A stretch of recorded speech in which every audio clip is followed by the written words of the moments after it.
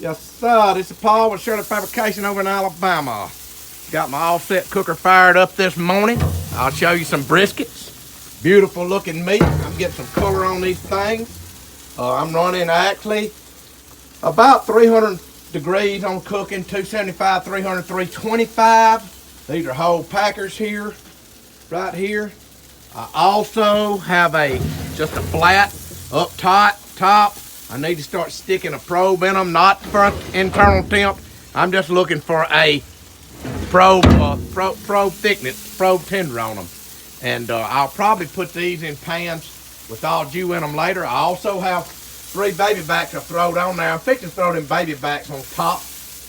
But I got a couple of butts. I am letting my brisket drip down on my butt because that's what I like to do. So anyway, this cooker's running about 25 to 30 degrees from left to right difference. That doesn't bother me one bit because if you can't cook 25 to 30 degrees across here and make a good product, then I don't know, you need to get you something else, not an offset. Because an oven runs, 50 degrees, that fluctuation across the temp. So anyway, I just wanted to do this little video, and we'll see what happens with it. Over in Alabama, I'm gonna show you the way I do my brisket on my offset cookers. I've already pulled them off the racks. We were doing a video and found out it was on photo instead of video, so I didn't get to show it to you on the racks. I'm running my cooker it's running about 300, somewhere in here, and it's running a little more hotter over here, maybe 30 degrees different. So this brisket is gonna finish a little bit quicker than this brisket. What I do is I've already done it. I put some au jus in my pan from right here. You do not have to do this. You do not have to wrap your brisket. You do not have to do all that. You can run them naked. I've got butts in here running naked. They will never be wrapped today because I'm not going to wrap them. I'm going to cook them naked the whole day. Same thing. I got a big pork belly here. It'll be done. Got some baby backs here. But anyway, this is a full packer brisket, as everybody knows. Actually, it's a USDA prime grade brisket from Costco. These flats usually are pretty thin. These things are huge and thick. So I usually stick my meat. I'm not going to do a finish stick for a temperature on the meat. But what I do is, let me have a piece of that foil, Sharon. And I've got my foil all messed up here now because I got a hole and I don't know if it's in the right place. But I think it's the one that come off here. I've noted the thickest part of this brisket. I've noted the thickest part of my brisket right here. And I've got a hole poked in it. From here out, I'm going to use this as a checkpoint. Not for a temperature. Temperature probably going to be 205, 210, 204, whatever degrees it is. But I'm using this when this firm pin slides in that brisket and comes out easy with a little tug, then I know it's done and I'm going to shut it down. I'm going to take them off and let them rest for a couple hours before I ever do anything to them. So anyway, that's the way I do my brisket. That's the way I like to do them. No, I do not have to do them in pans. I sure don't. It's just what I do. I have cooked them naked and they're great. So, naked means that, no foil, no anything. But I have done many of them like that. But I choose now. I've cooked many briskets. I've cooked a lot of them. And I've never, ever had a complaint on my brisket. Not one time. What do you think, Sharon? Nope, they're perfect. You got that one poked? Got my hole in this one. They're going on here. I'm going to slide my pork belly. Never cooked a whole pork belly.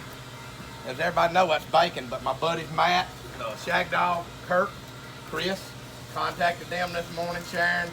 They gave a little guidance on it, so we're going to cook one today.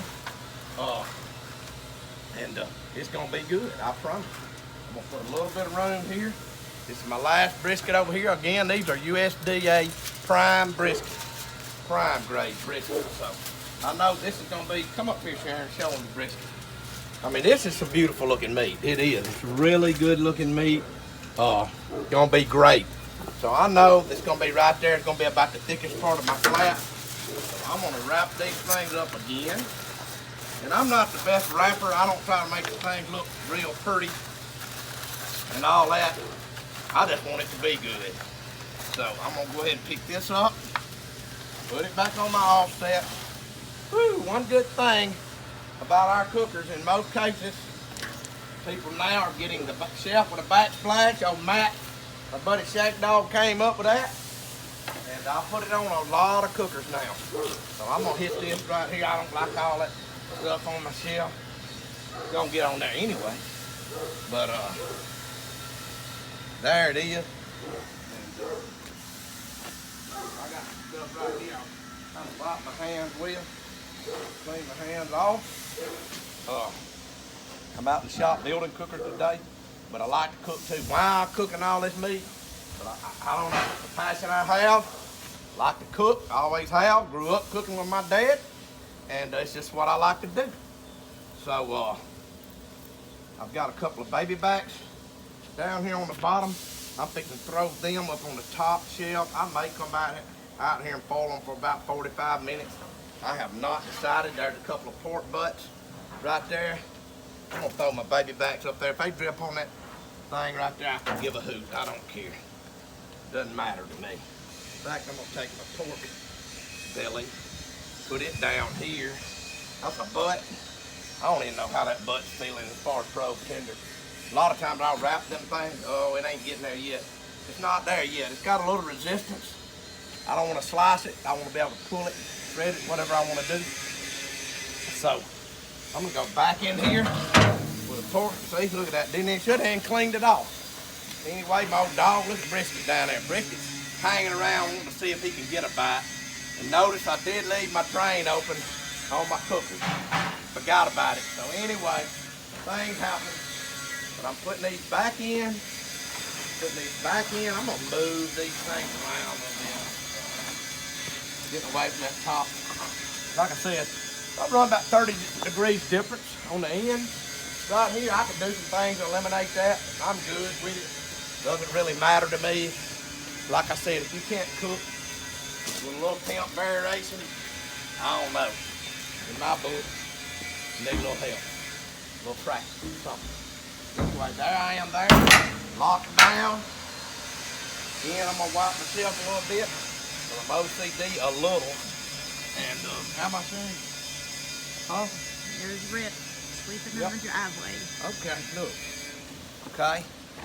So, let me see what kind of, bring that thing around here. Let's just see my coal thing going on back here. Those temps are gonna come back up really easy. I gotta poke this thing. Guys, this is what I do. I got a good coal bed down in there. Real good coal bed. I'm using hickory, pecan, and cherry.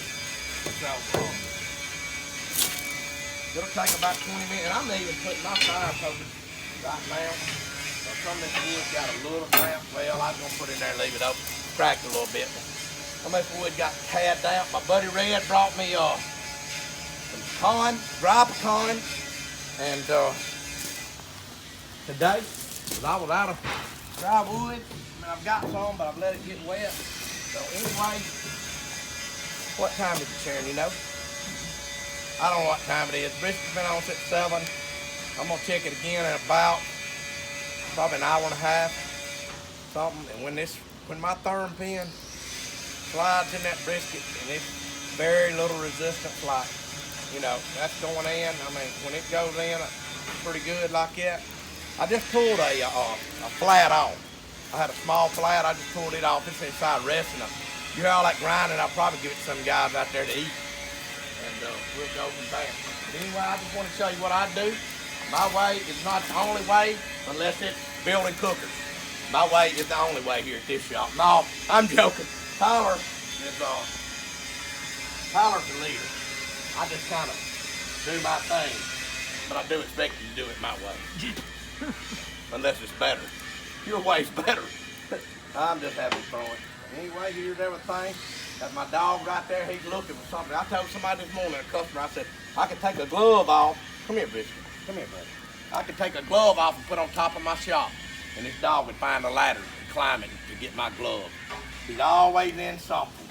He's a good dog, though. He's a beautiful, good old dog. You a good dog, ain't you, Brisket? Huh? You want something to eat, ain't you? You hungry? You hungry? I know. All right. Look, I'm going to get out of here. I just want to go do this video. I'm going to string a couple of them together. There's old Preston. String a couple of them together, and we'll see how it goes. But, all right, Sharon, here. Back Get back. Okay. We'll see. My cooker's dirty. It's nasty. It's gonna be cut off this trailer, put on another trailer. I'm gonna do a whole new setup. I may even sell it. I don't know. I love it so much though. See, I'm already back up to 250 on this end. That end's gonna take a little bit longer to recover, but we're gonna be all right. We're gonna eat here in a little while.